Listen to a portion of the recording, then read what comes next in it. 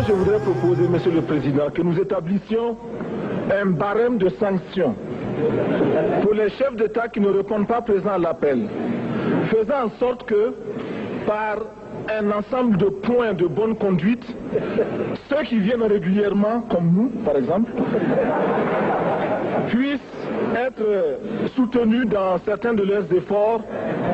Exemple, les projets que nous soumettons à la BAD, la Banque africaine de développement, doivent être affectés d'un coefficient d'africanité. Les moins africains seraient pénalisés. Et comme cela, tout le monde viendra aux réunions ici. Le président du CNR et du FASO aborde maintenant le problème de la dette des pays africains. Nous estimons que la dette s'analyse d'abord de par ses origines. Les origines de la dette remontent aux origines du colonialisme. Ceux qui nous ont prêté de l'argent, ce sont ceux-là qui nous ont colonisés. Ce sont les mêmes qui géraient nos États et nos économies. Ce sont les colonisateurs qui endettaient l'Afrique auprès des bailleurs de fonds, leurs frères et cousins. Nous étions étrangers à cette dette. Nous ne pouvons donc pas la payer. La dette, c'est encore le néocolonialisme où les colonisateurs se sont transformés en assistants techniques. En fait, nous devrions dire qu'ils se sont transformés en assassins techniques. Et ce sont eux qui nous ont proposé des sources de financement, des bailleurs de fonds internes que l'on emploie chaque jour, comme s'il y avait des hommes dont le bâillement suffisait à créer le développement chez les autres. Ces bailleurs de fonds nous ont été conseillés, recommandés. On nous a présenté des montages financiers alléchants, des dossiers. Nous nous sommes endettés pour 50 ans, 60 ans, même plus. C'est-à-dire que l'on nous a amenés à compromettre nos peuples pendant 50 ans et plus. Mais la dette, c'est sa forme actuelle. Contrôlée, dominée par l'impérialisme. Une reconquête savamment organisée pour que l'Afrique, sa croissance, son développement obéissent à des paliers, à des normes qui nous sont totalement étrangères, faisant en sorte que chacun de nous devienne l'esclave financier, c'est-à-dire l'esclave tout court de ceux qui ont eu l'opportunité, la ruse, la fourberie de placer les fonds chez nous avec l'obligation de rembourser. On nous dit de rembourser la dette. Ce n'est pas une question morale. Ce n'est point une question de ce prétendu honneur que de rembourser ou de ne pas rembourser. Monsieur le Président, nous avons écouté et applaudi le Premier ministre de Norvège lorsqu'elle est intervenue ici même.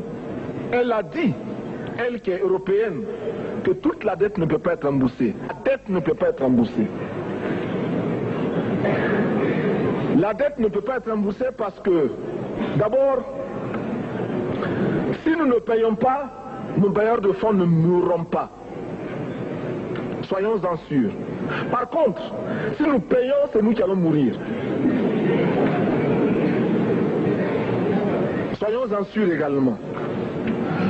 Ceux qui nous ont amenés, ceux qui nous ont conduits à l'endettement, ont joué comme dans un casino.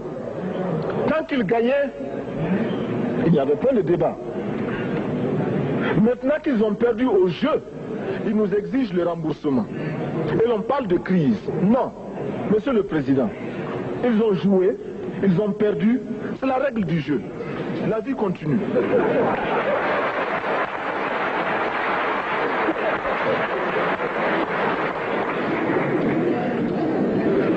Nous ne pouvons pas rembourser la dette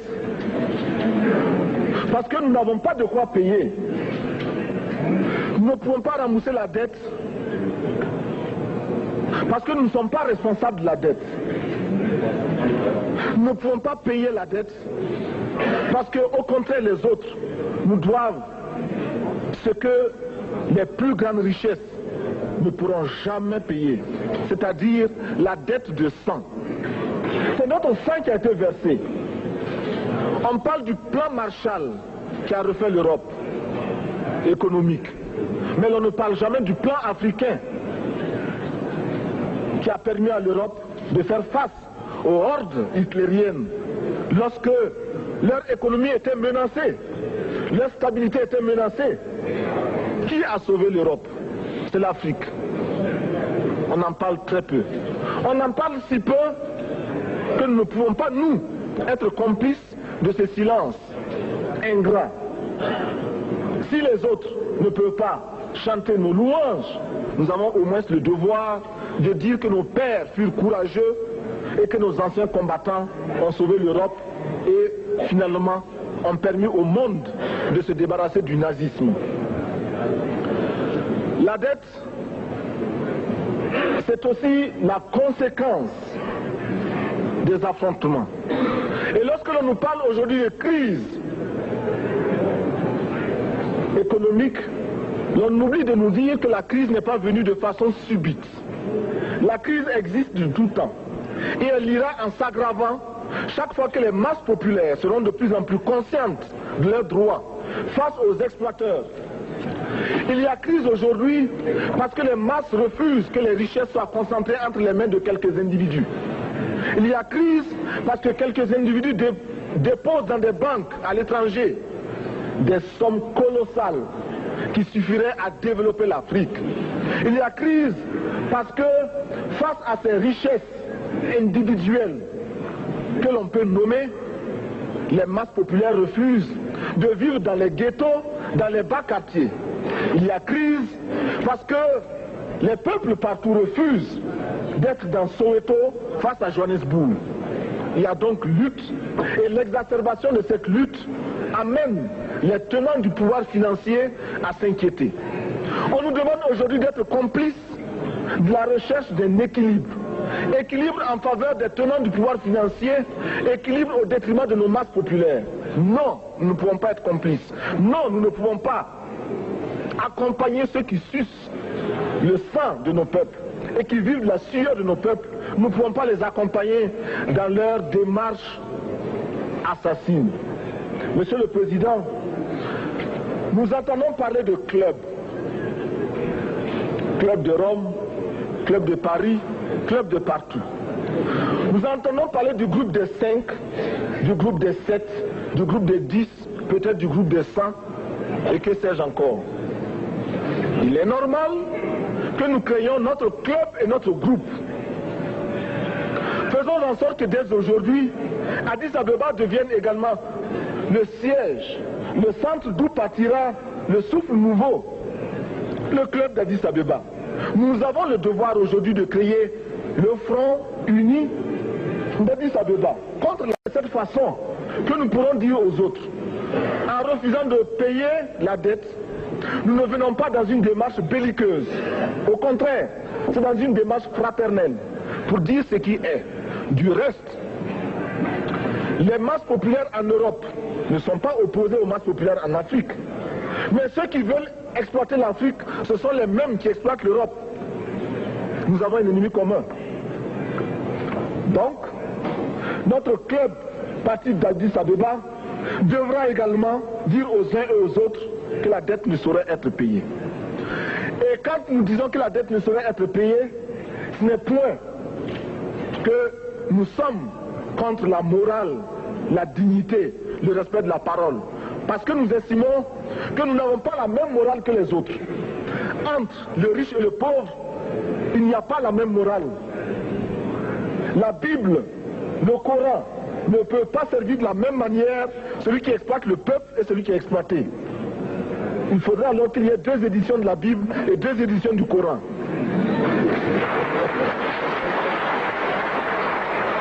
Nous ne pouvons pas accepter qu'on nous parle de dignité. Nous ne pouvons pas accepter que l'on nous parle de mérite de ceux qui payent et de perte de confiance vis-à-vis de ceux qui ne paieraient pas. Nous devons au contraire dire que c'est normal aujourd'hui. Nous devons au contraire reconnaître que les plus grands voleurs sont les plus riches. Un pauvre, quand il vole, ne commet qu'un larcin ou une peccadille, tout juste pour survivre par nécessité. Les riches, ce sont eux qui volent le fisc, les douanes et qui exploitent les peuples. Monsieur le Président, ma proposition ne vise pas simplement à provoquer ou à faire du spectacle. Je voudrais dire ce que chacun de nous pense et souhaite. Qui ici ne souhaite pas que la dette soit purement et simplement effacée? Celui qui ne le souhaite pas, il peut sortir, prendre son avion et aller tout de suite à la Banque mondiale payer. Tous nous souhaitons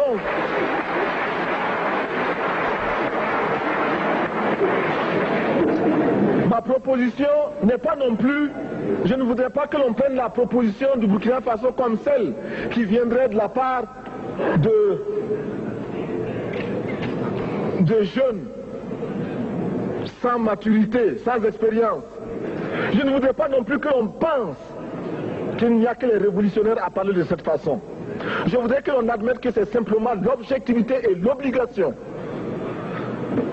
Et je peux citer, dans les exemples de ceux qui ont dit de ne pas payer la dette, des révolutionnaires comme des non-révolutionnaires, des jeunes comme des vieux.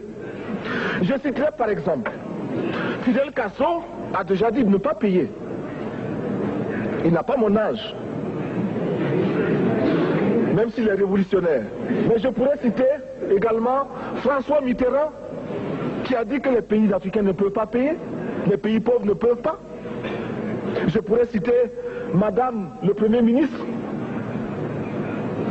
Je ne connais pas son âge et je m'en voudrais de le lui demander. Mais c'est un exemple. Je voudrais citer également le président Félix Houphouët-Boigny. Il n'a pas mon âge. Cependant, il a déclaré officiellement, publiquement, qu'au moins pour ce qui concerne son pays, la Côte d'Ivoire ne peut pas payer. Or, la Côte d'Ivoire est classée parmi les pays les plus aisés d'Afrique, au moins d'Afrique francophone. C'est pourquoi d'ailleurs il est normal qu'elle paye plus en contribution ici.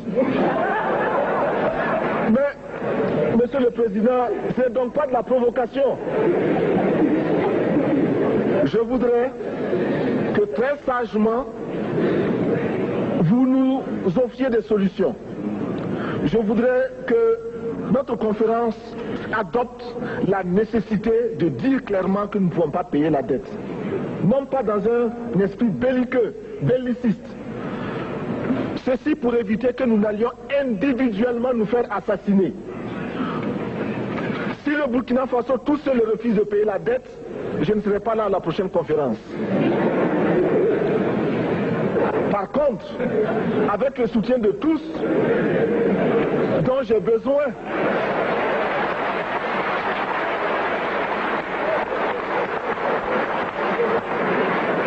avec le soutien de tous, nous pourrons éviter de payer. Et en évitant de payer, nous pourrons à notre développement. Et je voudrais terminer en disant, chaque fois qu'un pays africain achète une arme, c'est contre un Africain. Ce n'est pas contre un Européen. Ce n'est pas contre un Asiatique. C'est contre un Africain. Par conséquent, nous devons également, dans la lancée de la résolution de la question de la dette, trouver une solution au problème de l'armement. Je suis militaire et je porte une arme. Mais Monsieur le Président, je voudrais que nous nous désarmions. Parce que moi, je porte l'unique arme que je possède et d'autres ont camouflé les armes qu'ils ont.